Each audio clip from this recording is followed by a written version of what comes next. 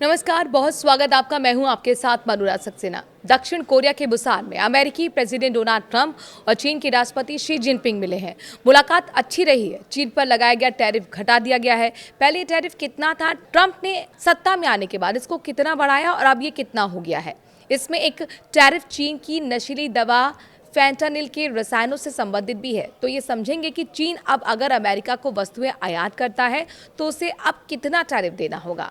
मोटे तौर पर यह अमेरिका ने चीन से आयातित वस्तुओं पर लगने वाले टैरिफ दरों में 10% की कटौती करने का फैसला किया है। पहले चीन पर कुल अमेरिकी टैरिफ दर लगभग 57% थी, जिसे घटाकर 47% कर दिया गया है।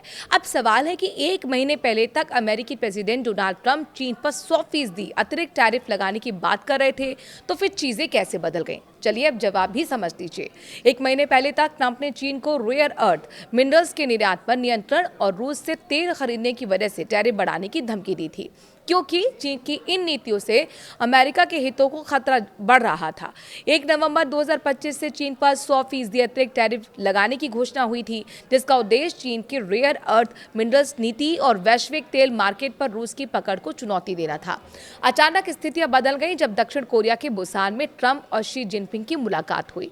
दोनों देशों के नेताओं ने बंद कमरे में 2 घंटे तक चर्चा की। चीन ने अमेरिका की मांगे मान ली, रेयर अर्थ मिनरल्स पर नियंत्रण को ढील दी, सोयाबीन और कृषि उत्पादों की खरीद फिर शुरू की गई। अन्य अहम व्यापारिक मुद्दों पर भी रियायत दी गई। इससे ट्रंप ने भी चीन पर टैरिफ को 57% से घटाकर 47% कर दिया। अब दूसरा सवाल यह है कि क्या ये कह सकते हैं कि चीन के रेयर अर्थ मिनरल्स को अमेरिका भेजने पर आमतौर पर रोक लगाने से अमेरिका इस समझौते के लिए मजबूर होना पड़ा? आप इसको इस तरह से देख सकते हैं कि अमेरिका ने टैरिफ बढ़ाकर चीन पर दबाव बढ़ाया। अतिरिक्त टैरिफ लगाने की धमकी देकर चीन को और दबाव में लाने की कोशिश की। जवाब में चीन ने अमेरिका से खरीदी जाने वाली सोयाबीन को खरीदना बंद कर दिया। अमेरिका के वाहन से लेकर इलेक्ट्रॉनिक उद्योगों में अनिवार्य तौर पर इसका इस्तेमाल होने वाले रेयर अर्थ मिनरल्स पर मजबूत कंट्रोल कर लिया। दुनिया में चीन 99% स्तर पर रेयर अर्थ मिनरल्स का न केवल उत्पादन करता है बल्कि उसकी रिफाइनिंग भी। इससे अमेरिका के महत्वपूर्ण उद्योगों के सामने जबरदस्त संकट खड़ा हो गया। ट्रंप भी ऐसा लग रहा है कि टैरिफ के बहाने दबाव का खेल खेल रहे थे। अमेरिका को ज़्यादा फायदा दिलाने का उसमें वो कामयाब रहे हैं। अब चीन सोयाबीन खरीदेगा और चीन उसे दुर्लभ पृथ्वी तत्वों या फिर जिससे रेयर अर्थ मिनरल्स निर्यात करना भी शुरू कर देगा। एक तरह से देखें तो ट्रंप जिस तरह का दबाव टैरिफ को लेकर बढ़ाया गया है वो काम कर गया है।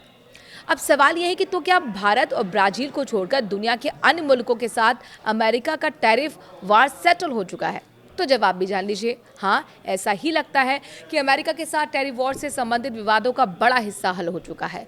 भारत और ब्राजील के साथ भी इस पर कोई समझौता होना है। आसियान देशों की बैठक में जब ट्रंप और ब्राजील प्रेसिडेंट लूला की मुलाकात हुई तो उसमें भी ट्रंप ने यह संकेत दे दिया था कि उसका टैरिफ कम कर दिया जाएगा।